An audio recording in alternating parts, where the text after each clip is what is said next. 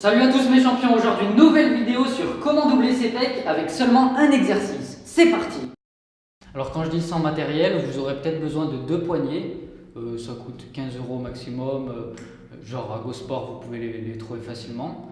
Elles vous permettront une meilleure amplitude de mouvement ainsi qu'une tension musculaire accrue. Ceci vous permettra une meilleure hypertrophie musculaire.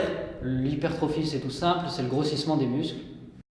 Pour favoriser l'hypertrophie musculaire, je te conseille de faire entre 100 et 120 répétitions pour les pectoraux, ainsi qu'un temps de repos adapté en fonction de tes ressentis allant de 30 secondes à 1 minute.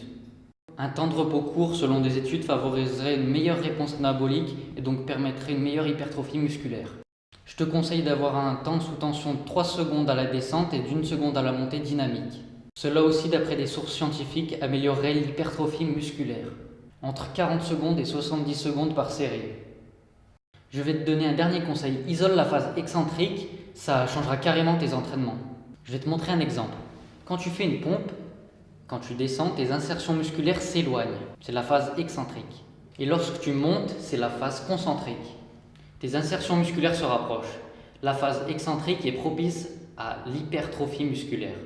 Elle est tellement intense au niveau musculaire que c'est elle qui est responsable de tes lésions musculaires après l'entraînement, à l'origine de tes courbatures.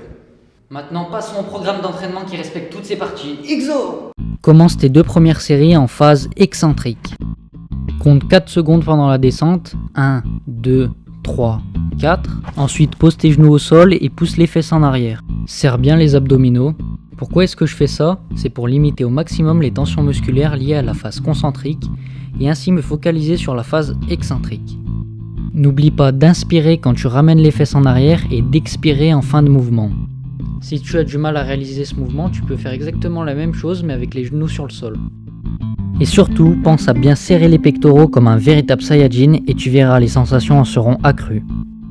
Entre chaque série, prends un temps de pause de 30 à 1 minute, ça sera largement suffisant.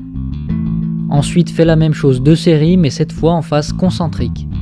Serre les omoplates pour éviter des douleurs au niveau de l'avant de l'épaule et continue de serrer tes abdominaux pour éviter des douleurs au lombaire. Ici aussi, si l'exercice est trop difficile pour toi, tu peux exécuter l'exercice sur les genoux. Tu verras déjà qu'après ces 4 séries, tes pectoraux seront déjà bien congestionnés et tu verras un début d'apparition de acquis de l'armement. Et tu vas faire pareil 4 secondes à la montée. Ensuite, tu vas faire 2 séries de pompes normales avec une jambe levée, 2 secondes à la descente et 2 secondes à la montée. Le tout en 10 répétitions. 5 répétitions avec la jambe droite levée et 5 répétitions avec la jambe gauche. Cela te permettra d'optimiser le travail sur les muscles stabilisateurs et ainsi t'offrir un travail complet.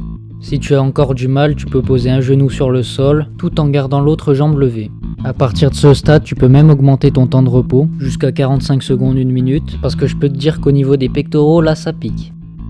Pour la 7e et 8e série, tu vas faire la même chose avec les pieds au sol, parce qu'à ce niveau-là, ça devient vraiment chaud patate. Et si la technique est mal exécutée, tu risques de te blesser.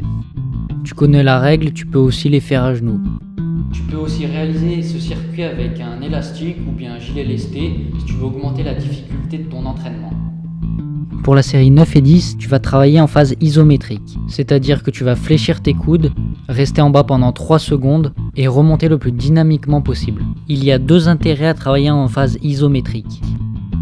Le premier intérêt, c'est que tu évites la force élastique, tu ne vas alors utiliser que la force musculaire pure. Le deuxième intérêt, c'est de changer le mode de contraction de ton muscle et ainsi apporter de la variété à ton entraînement, ce qui te permettra de choquer ton muscle et ainsi avoir une meilleure réponse anabolique. J'espère que ce programme d'entraînement t'aura plu et qu'il te permettra à toi de progresser. Dans la prochaine vidéo, petit vlog direction Salon du Fitness de Lyon.